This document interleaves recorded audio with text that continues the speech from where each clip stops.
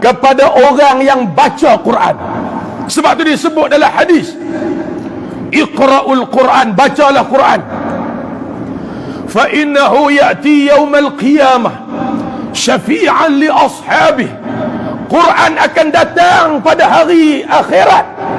Quran akan datang tolong bagi syafaat kepada siapa? Kepada pembaca-pembaca Al-Quran. Akhir zaman, ramai buta Quran, ramai anak-anak muda buta Quran, tak ambil berat tentang pengajian Al-Quran.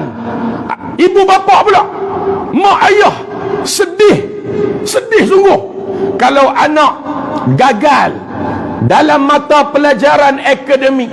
Mak bapa sedih kalau anak dapat E, kalau anak dapat 5E, kalau anak dapat 4E UPSR, kalau anak dapat banyak E SPM.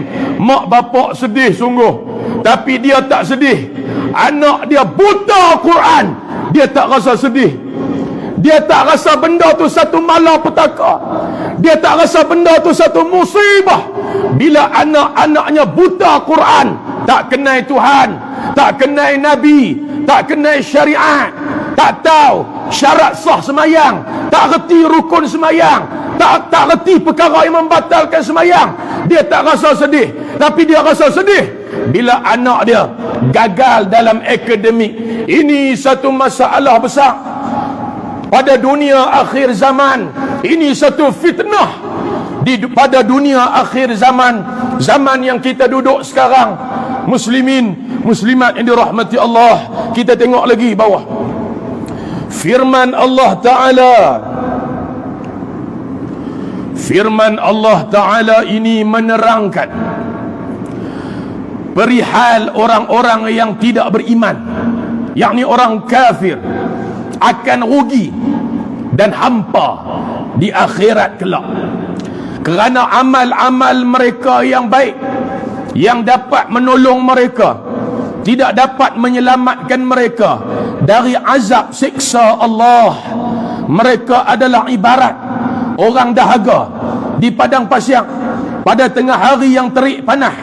Ia melihat riak sinaran panah dari jauh seperti air, dan setelah ia sampai ke situ, hampalah hatinya kerana tidak didapatinya sesuatu apa pun. Inilah misalan, inilah perumpamaan, inilah bandingan yang Allah buat dalam Quran tentang amal-amal orang kafir yang menjadi debu-debu yang berterbangan, sedangkan amalan dia di dunia tu banyak. Tapi atas dunia dia lawan Allah, atas dunia dia lawan Nabi, atas dunia dia lawan ulama, atas dunia dia lawan syariat. Maka balik ke sana, balik ke negeri yang kekal abadi, balik ke sana, seluruh amalan-amalan yang dia buat, yang dia harap dengan amalan yang dia buat tu dia dapat banyak pahala, tiba-tiba amalannya menjadi debu-debu yang berterbangan. Makna apa? Tak ada apa langsung. Macam mana Quran sebut, wa qadimna ila ma amilu min amal faja'alnahu haba'an manthura. Dan mereka menghadapkan seluruh amalan mereka di hadapan Allah, maka faja'alnahu haba'an manthura. Amalan-amalan mereka menjadi debu-debu yang berterbangan. Tuan-tuan muslimin yang dirahmati Allah, kerana itu kita duduk atas muka bumi Allah, kita nak jadi orang yang beramal dengan Al-Quran. Bukan takat orang yang baca Quran, bukan takat orang yang baca Quran, tapi orang yang beramal dengan Quran. Kerana itu Sayyidina Ali radhiyallahu anhu, sepupu Rasulullah, sahabat Rasulullah, menantu Rasulullah, Sayyidina Ali radhiyallahu anhu wa karramallahu wajhah, beliau menyebut makna takwa. Hak kita duk dengar tiap-tiap minggu hari Jumaat, Tok Khatib naik atas mimbar baca khutbah. Tiap-tiap minggu kita dengar. Ada yang dah 30 tahun dengar, ada yang dah 40 tahun dengar, ada yang dah 50 tahun dengar. Tiap-tiap minggu diulang-ulang. Apa dia? Ittaqullah. Kalau tak Tok Khatib tak sebut, khutbah tak sah. Bila khutbah tidak sah, Jumaat tidak sah, Jumaat tak terpakai. Bila Tok Khatib hari itu lupa bawa cermin mata, hari itu Tok Khatib lupa bawa cermin mata, dia tengok teks, tiba-tiba dia terlangkau, dia tak sebut ittaqullah, dia baca hal lain, maka khutbah tak sah, Jumaat tak sah. Penting tak penting, wasiat takwa. Sehingga wasiat pesan suruh bertakwa termasuk rukun khutbah. Kalau tak sebut, khutbah tak sah. Muslimin muslimat, Sayyidina Ali sebut apa makna takwa. Dia kata ada 4. Makna takwa tu ada 4. Kita duk dengar setiap minggu dah, berpuluh-puluh tahun dah kita duk dengar. Faham tak faham, wallahu a'lam. Reti tak reti lagi, wallahu a'lam. Tapi tiap-tiap minggu duk dengar, berpuluh-puluh tahun dah duk dengar. Ittaqullah. Apa makna takwa? Apa kata Sayyidina Ali radhiyallahu anhu? Kata beliau, takwa ni ada 4. Apa dia?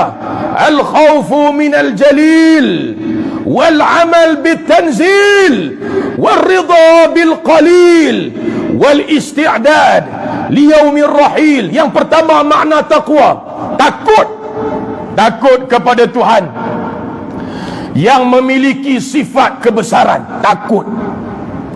Macam mana hang nak takut kalau hang tak kenal Tuhan?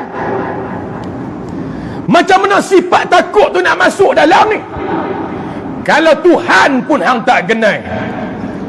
Macam mana hang nak kenal Tuhan, sifat-sifat Tuhan hang tak mengaji?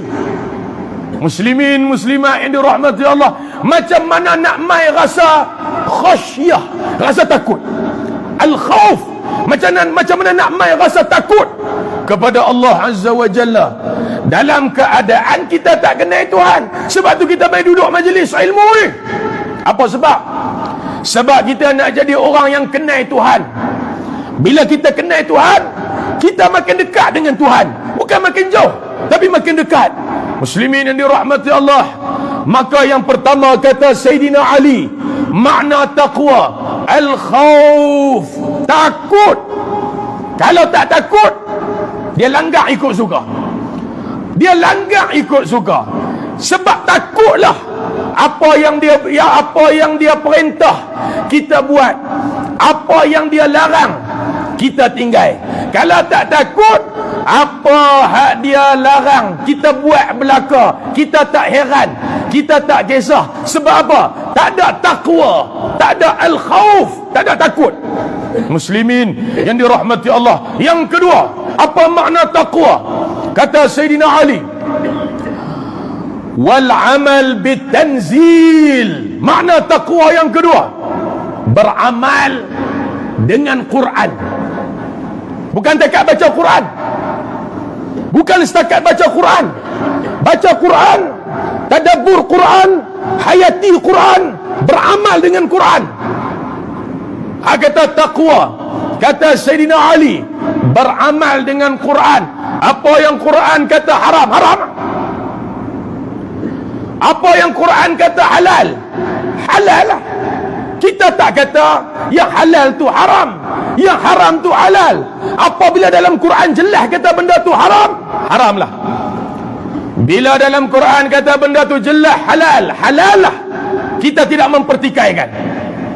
Yang dosa tetap dosa, yang pahala tetap pahala.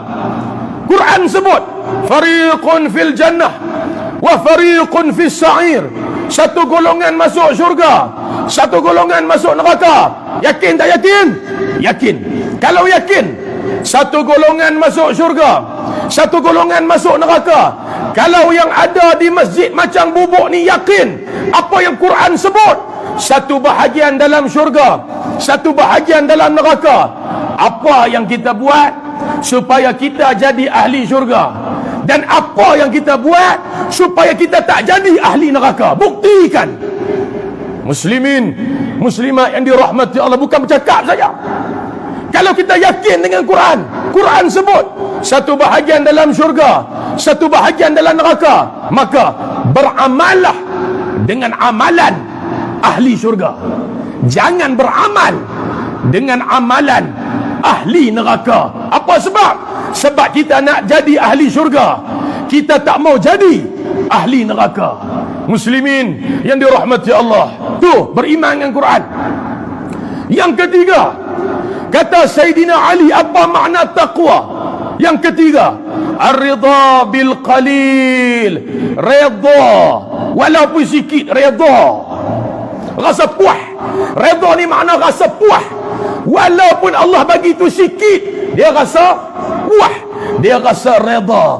Dia tak kufur nikmat, dia rasa cukup segala nikmat yang Allah bagi, dia rasa cukup segala pemberian Allah, dia rasa cukup segala apa yang diberikan Allah, dia rasa redha terhadap apa yang diberikan kepada dia. Dia tak mengeluh, dia tak mengeluh, dia tak soal banyak, dia rasa redha. Inilah satu sifat bila kita mengaji tasawuf, dalam kitab-kitab tasawuf, sifat tu nama apa?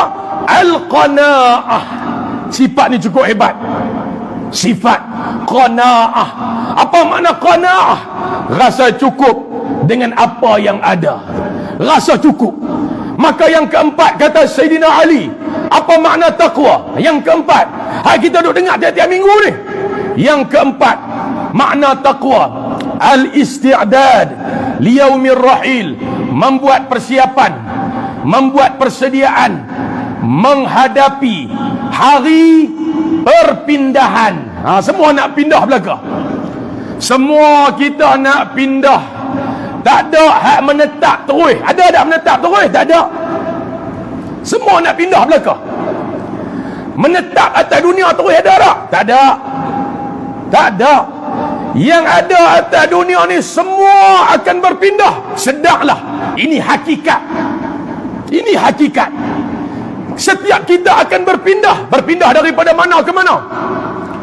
Berpindah daripada alam dunia ke alam barzakh. Awal-awal akhirat, apa dia? Awal-awal akhirat adalah barzakh. Barzakh, alam kubur, termasuk alam akhirat. Awal perjalanan akhirat di mana? Bila kita dah mati, masuk lubang kubur, maka bermulalah akhirat pertama bagi kita.